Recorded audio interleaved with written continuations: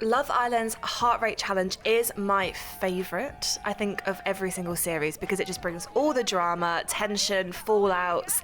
It just always ends in a bit of a mess. What did you think of it? It was great television. It was just the best. I loved all of it. The fallouts, well, the ones that we'll see later today. And I especially really liked what was going on between Molly and Callum.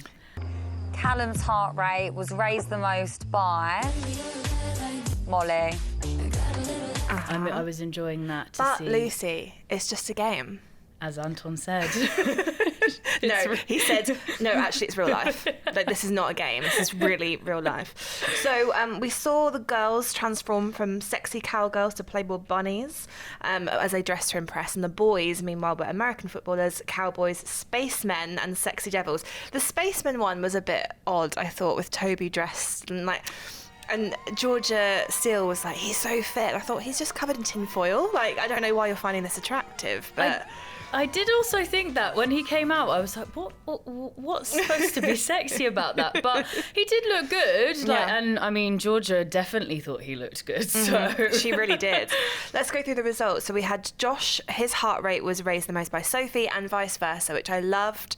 The fact that they're kind of one of those strongest couples. And I think it was a good moment for them as a couple because they were in the bottom 3-4 last. Yeah. So I think that the fact that it's showing that actually they are really into each other. And then we had the upset, which was Tom's heart rate being raised the most by Georgia Steele. Obviously, they've got history. Outside of the villa. And then you had Molly and Callum raising each other as the exes who we just want them back together, don't we? I want them to get back together. Get back together. Who were your favourites? Who would you sort of rate if you were sort of having to judge one boy, one girl? Who would be your favourite? Who stood out to me? Do you know what? I have a soft spot for Anton, so I thought Anton was quite good. I think he's hilarious. And I think that the spray was quite him taking out the spray towards the end and putting in his mouth. I thought that was just great. I think he's great. Do you know what? I think all the girls did so well because if I just put myself in their shoes, I would have been a bit like Mal from last series where she was just a bit awkward but iconic. So I thought they were all great. Like, I don't think I could really pick out one. I thought they were really good. Okay, so my one is Tom. Give it to me. Tom. Oh. He was just perfection, really, wasn't he? Those tiny little pants and just looking really devilish and sexy.